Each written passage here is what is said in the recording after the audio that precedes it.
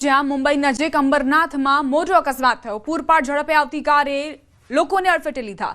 Bike સવાર સહિત અન્ય લોકોને ટક્કર મારી। ઘટનામાં 4 લોકોના મોત થયા છે, 3 ઈજાગ્રસ્ત થયાના સમાચાર। અકસ્માતના ચોંકાવનારા સીસીટીવી પણ સામે આવ્યા છે।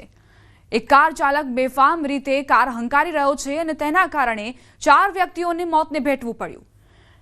આ તમામ જે હાજર લોકો હતા તેમને નહોતી ખબર કે આ કાર ચાલક તેમની ઉપર કાળ બનીને ત્રાટકશે। खूब ज चिक्कार भीड़नो आ विस्तार। અહીંથી મોટા પાયે અવરજવર થઈ રહી છે વાહન ચાલકોની। એક કાર ચાલક આવે છે અને ત્યારબાદ તે કહેર વરસાવે છે। પૂરપાટ ઝડપે કાર આવીને લોકોને અડફેટે લે છે, જેમાં બાઇક સવાર સહિત અન્ય લોકોને પણ ટક્કર મારે છે। 4 વ્યક્તિઓ તેમાં મોતને ભેટ્યા છે અને 3 વ્યક્તિને ઈજાઓ પહોંચી છે।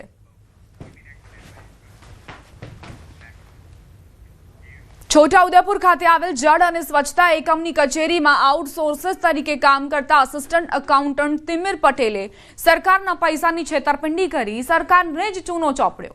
યોજનાને લઈને આવતી મસમોટી રકમ જોઈને તિમિરનું મન લલચાઈ ગયું અને આ રકમને પોતે હડપી લેવાનો નિર્ણય કર્યો।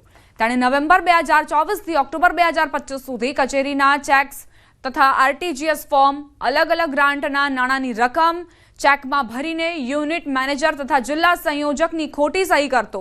આ ખોટી સહીઓવાળા ચેક્સ અને આરટીજીએસ ફોર્મ જમા કરાવીને પોતાના ખાતામાં જમા કરાવી દેતો।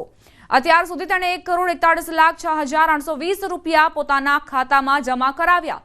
આ બાબતની જાણ મોડે થતા વસમો વિભાગના સહકારીએ પોલીસ સ્ટેશનમાં ફરિયાદ નોંધાવી છે।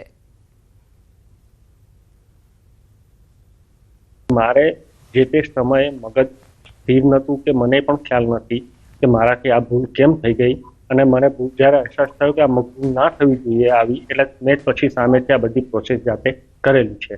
તમે આ રૂપિયાનું કર્યું? હવે એ જ મને ખ્યાલ નથી, કારણ કે મને અત્યારે યાદ નથી કે શું થયું છે।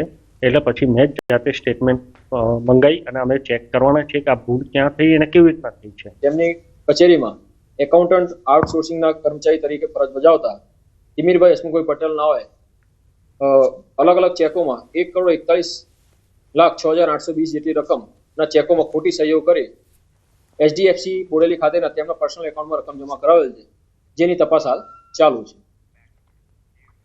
પોરબંદરની તત્કાલીન ધરમપુર ગ્રામ પંચાયત જે હવે મહાનગરપાલિકા વિસ્તારમાં આવે છે, અહીંના આશરે 500 જેટલા આસામીઓ હાઉસ ટેક્સ બિલોમાં થયેલી મોટા પાયે ગોલમાલને કારણે મુશ્કેલીમાં મુકાયા છે, કારણ કે મનપાએ 2021 થી 2024 સુધીના વેરા બાકી બતાવી વ્યાજ સાથે જાહેર કર્યા। આ વેરા તમામ દ્વારા ભરી દેવામાં આવ્યા હતા, તેમ છતાં બાકી બતાવી રહ્યા છે। સ્થાનિકો પાસે અગાઉ ચૂકવણીની પહોંચો હોવા છતાં મનપા રેકોર્ડમાં 5 થી 6 પહોંચ બુક ગાયબ હોવાનું સામે આવ્યું। સ્થાનિકો ભ્રષ્ટાચારની આશંકા વ્યક્ત કરી રહ્યા છે, જ્યારે કમિશનરે તપાસ કરી કાર્યવાહી થશે તેવું જણાવ્યું છે। જો કે આ જ રજૂઆતને 1 વર્ષ થવા છતાં કોઈ કાર્યવાહી ન થતા લોકોમાં અસંતોષ છે। અમારે ચક્રવર્તી વ્યાજ સહિત પાછા વેરા ચડી અને અમારી ઘેરે પહોંચો આવેલી છે। અમે કમિશનરશ્રીને રજૂઆત કરેલી છે, અમારે અહીંના આગેવાન દ્વારા એના રજૂઆત કરેલી છે, છતાંય આનું કોઈ નિરાકરણ આજ દી સુધી અમને મળ્યું નથી। ન્યા જઈએ તો એ લોકો એવું કહે કે અહીંની પહોંચ્યું છે, અમે તપાસ કરીને કહેવું, અને રાજીવનગરમાં જઈએ તો એ લોકો એવો કહે કે અમારી પહોંચ્યું એ પાણીમાં તળાઈ ગઈ। અમને આનો જવાબ તો મળવો જોઈએ ને, તો અમે આ વેરો ભરી દઈએ, પણ આગલા ભરેલા છે એમને બાદ કરી દઈએ, પાછળનો વેરો અમે ભરવા તૈયાર છે। કમિશનર સાહેબને રજૂઆત કરેલી હતી કે સાહેબ આ લોકો એક વખત વેરા ભરી દીધા તો એમનું વ્યાજ સહિતને પહોંચું પાછી શું કામે?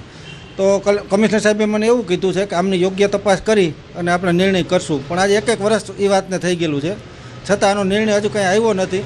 એટલે આમાં જે કાંઈ અધિકારી કે કર્મચારી કોઈ પણ સંડોવાયેલ હોય તો એનો યોગ્ય પગલાં લઈ અને વહેલી તકે આનું યોગ્ય નિરાકરણ કરે એવું મેં કમિશનર સાહેબને રજૂઆત કરેલી છે। જે તે અરજદાર દ્વારા અસલમાં જે પહોંચ રજૂ કરવામાં આવી છે, પહોંચનો અભ્યાસ કરી અને ખરેખર આવી પહોંચો મહાનગરપાલિકા તત્કાલીન નગરપાલિકા દ્વારા ઇસ્યુ કરવામાં આવેલી છે કે કેમ એની ખાતરી કરી અને જો ખરેખર આવી પહોંચો કોર્પોરેશન દ્વારા ઇસ્યુ કરવામાં આવેલી છે જે તે સમયે, તો જે કર્મચારીને આ પહોંચો આપવામાં આવેલી છે એ કર્મચારી દ્વારા ખરેખર એના વેરા ભરપાઈ કરવામાં આવેલા છે કે કેમ કોર્પોરેશનમાં એની ખાતરી કરવામાં આવશે। તો એની સામે નિયમોની જે કાર્યવાહી કરવા પાત્ર હશે એ તમામ કાર્યવાહી કરવામાં આવશે।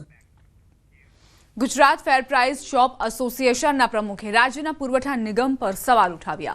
તેમના જણાવ્યા અનુસાર છેલ્લા ઘણા દિવસથી ગુજરાતના અન્ય નાગરિક પુરવઠાનું કમ્પ્યુટર સર્વર ગોકળ ગતિએ ચાલી રહ્યું છે. એસોસિએશન દ્વારા અનેક રજૂઆતો કરવામાં આવી છતાં પણ પુરવઠા વિભાગના જવાબદાર અધિકારીઓ સમસ્યા દૂર નથી કરી શક્યા, જેને લઈને ગુજરાતના 72 લાખ કાર્ડ ધારકોને ભારે મુશ્કેલીઓ પડી રહી છે. પ્રમુખનો આરોપ છે કે રાજ્યના પુરવઠા નિગમ દ્વારા રેશન શોપ પર સમયસર અનાજનો જથ્થો પણ પહોંચાડવામાં નથી આવતો.